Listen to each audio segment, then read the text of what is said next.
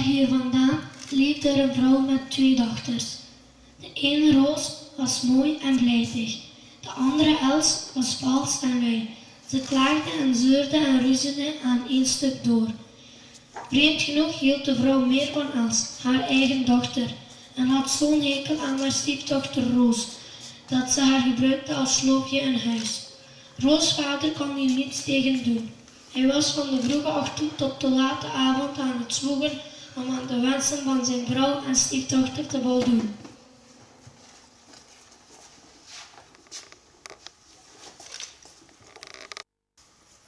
Tijd op de werklui, er liggen heel wat karweitjes voor jou.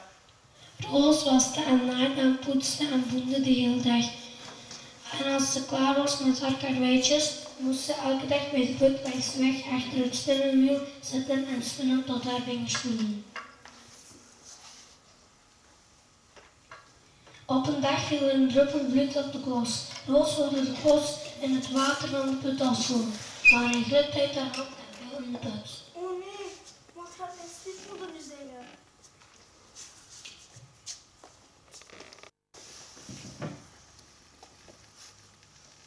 Je hebt de klos erin laten vallen, die haal er ook maar uit.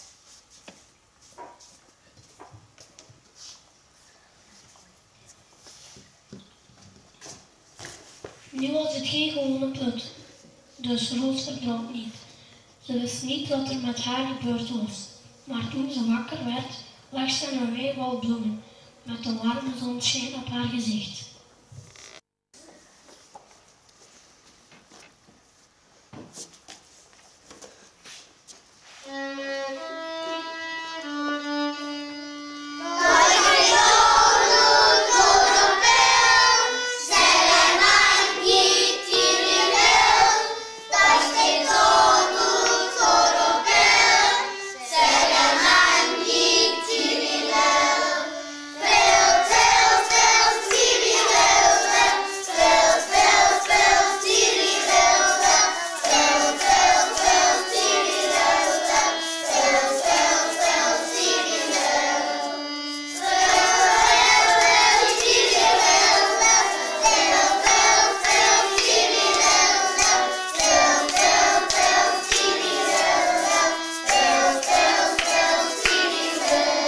Roos kwam bij een bakkerszoon. Opeens begonnen de broeden tegen haar te praten. Haal ons hieruit, anders verbranden we. We zijn al door en door gaar. Haal ons hieruit, anders verbranden we. We zijn al door en door gaar.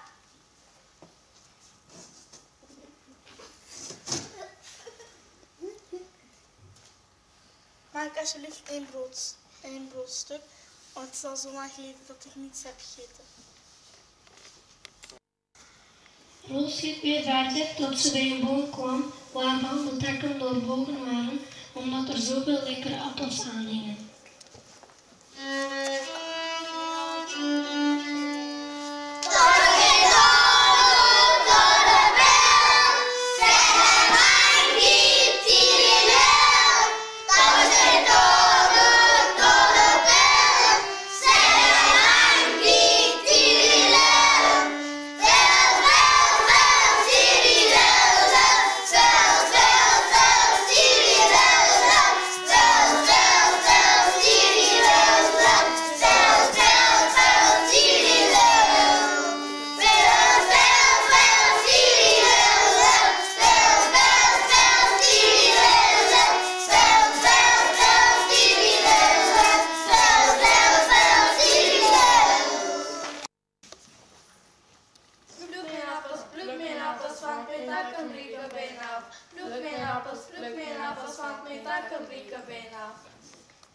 Roos, die de boom graag wilde helpen, plukte zoveel mogelijk appels en stapelde ze onder de boom netjes op elkaar. Mag ik alsjeblieft één appel? Ik ben al zo lang onderweg en ik weet niet wanneer ik thuis zal zijn. Toen ze weer een tijdje gelopen had, zag Roos een koe die stond te grazen in de wei.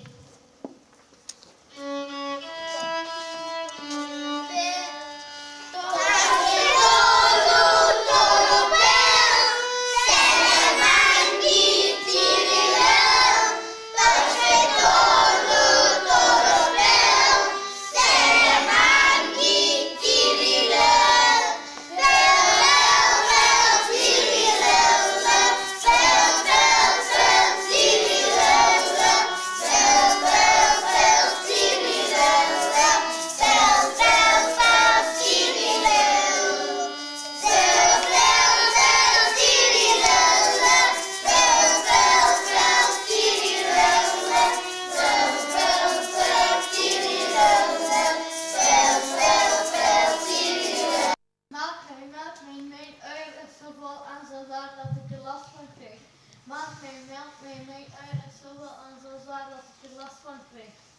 Roos had medelijden met het arme dier, dus ging ze zitten en begon te melken. Toen ze klaar was, vroeg ze: Maar ik was van je melk om mee doorstressen. Het is zo warm buiten. Na een tijdje gelopen te hebben, kwam Roos bij een huisje. Bij het open raam stond er een oud vrouwtje. Ze zag er erg vriendelijk uit, maar ze had enorme tanden en daar schrok Roos erg van. Kom eens wat dichterbij, meisje. We zullen met elkaar praten. Je hoeft niet bang te zijn. Ik heet vrouw Holle.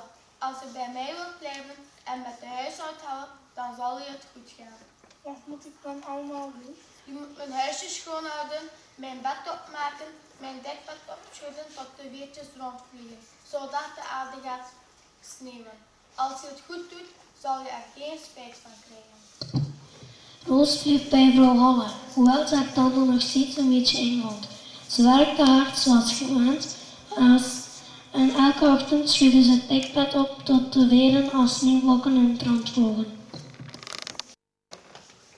Vrouw Holle zorgde goed voor Roos. Dagen gingen voorbij en Roos werd steeds treuriger. Ze wilde graag terug naar huis. Ik vind het heel lief, maar ik heb een beetje herrie. Ik mis mijn vader zo. Maar natuurlijk, mijn lieve kind, dat is goed dat je naar huis wilt. Omdat je mij zo goed geholpen hebt, zal ik je belonen.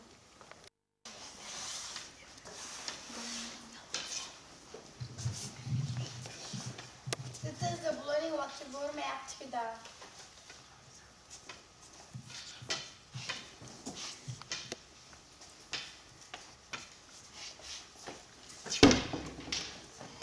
Vrouw Holle sloot de deur en opeens stond Roos weer op aarde, vlak bij haar vaders huis. Haar vader, die in de tuin bezig was, zag haar en omhelsde haar en huilde van vreugde, want hij had de hele tijd gedacht dat Roos dood was. De stiefmoeder was helemaal niet zo blij om Roos terug te zien, maar omdat ze bedekt was met goud, deed ze alsof. De volgende ochtend besloot de vrouw dat haar eigen valse bruiddochter ook zoveel goud verdiende. Ga naar het spinnenmeel bij de put, gooi de klok in het water en spring er achteraan. We zien wel wat er gebeurt.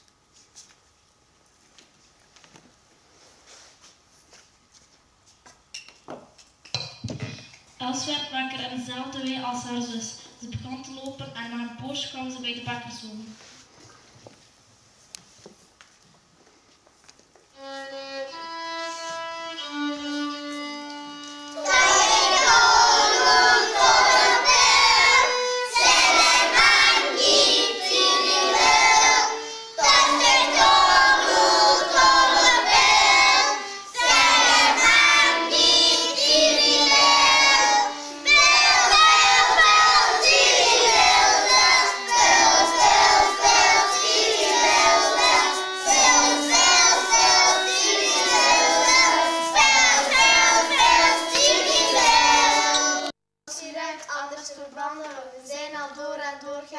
Haal ons hieruit, anders verbranden we. We zijn al door en door gaan.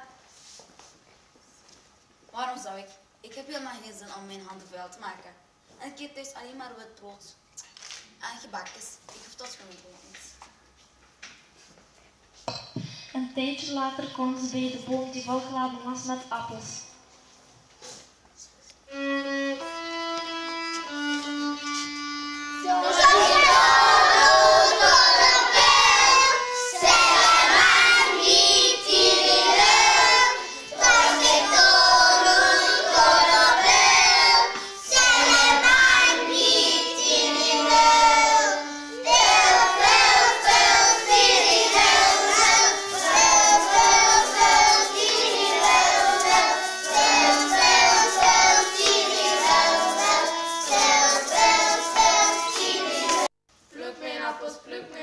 Want mijn takken breken bijna.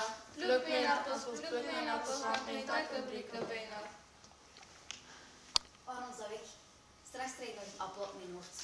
En ik eet thuis gewoon appels. Ik wil alleen zoete snaasappels en stopgedruiven. Een eindje verderop kwam ze bij de koe.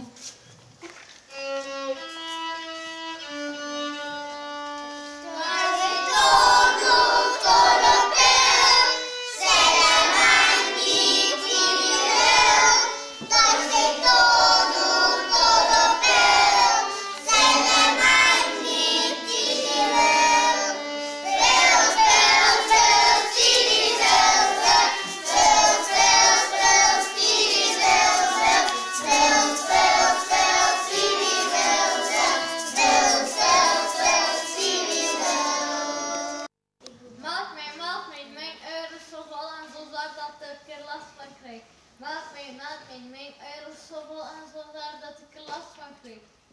Waarom zou ik? Dan spuit er misschien melk op mijn jurk. En ik drink alleen maar dure wijn. Ik hoef dat gewoon net niet. Na een tijdje komt Els bij het huisje van vrouw Holle. Ze was niet bang voor haar grootstante, want daar had haar stiefzusje al over haar verteld. Oude vrouw, geef me het beste eten en drinken dat je hebt.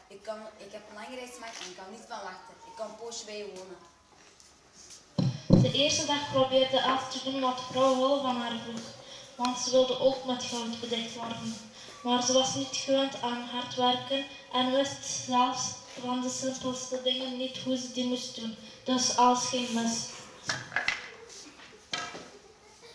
De tweede dag sliep ze tot in de middag en de rest van de dag deed ze niets. Op de derde dag was ze boos en moe en maakte ze het huis niet goed schoon. Ze schudde het dekbed van vrouw Holle niet op, zodat er geen sneeuw viel op de aarde. Toen de lente kwam, was er geen smeltwater en de velden bleven droog. Als vrouw Holle streng tegen haar deed, begon ze te huilen. Vrouw Holle had al snel genoeg van Els. Die zijn klaar genoeg hier geweest. Els was heel blij, want ze dacht dat ze nu ook overdekt zou worden met goud.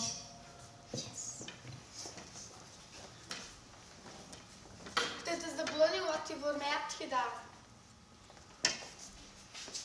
Nee, auw! Vrouw Holle sloot de deur en Els stond weer op aarde, vlak bij haar eigen huis. Ze was niet bedekt met goud, maar met zwarte stekels. Toen haar moeder haar zag, begon ze te krijsen en te schelden. Ze stopte Els in een heet bad en schopte en woedde tot haar borstels versleten waren. Maar de stekels gingen niet weg. Els kon niet meer zitten of liggen en klaagde de hele tijd. Iedereen in het dorp spotte met Els. Daardoor kreeg haar moeder spijt, want ze wist dat haar dochter er zo aan toe was door haar hebzucht. Op een dag kreeg Roos zoveel medelijden dat ze zei: Kom zo terug naar vrouw Holle gaan. Misschien wil zij ons helpen.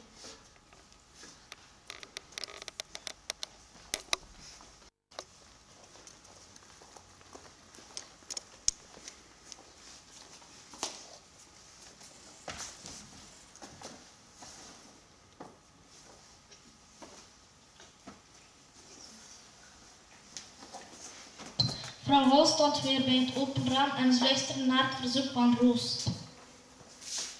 Jullie mogen blijven, als je precies doet wat je daarnet beloofd hebt. En zo liet Roos de volgende ochtend zien hoe dat Els de keukenvloer moest schrobben en hoe ze moest afstoffen en gordijnen wassen. Het werk was zwaar voor Els en in het begin mopperde al door.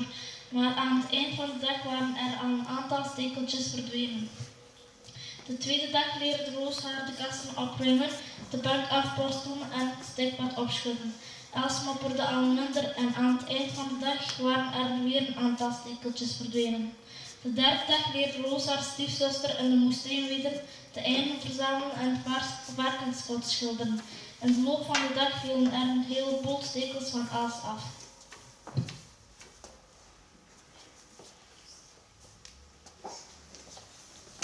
Jullie zijn lang genoeg hier geweest. Nu krijg je de beloning die je verdient.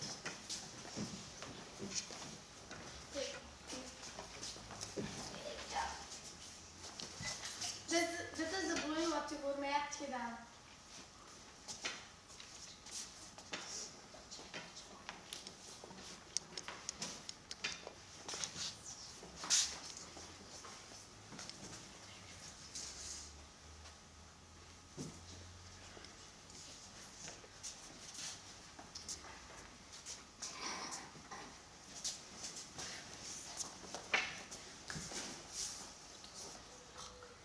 Toen ze thuis kwamen waren hun vader en moeder dolgelukkig.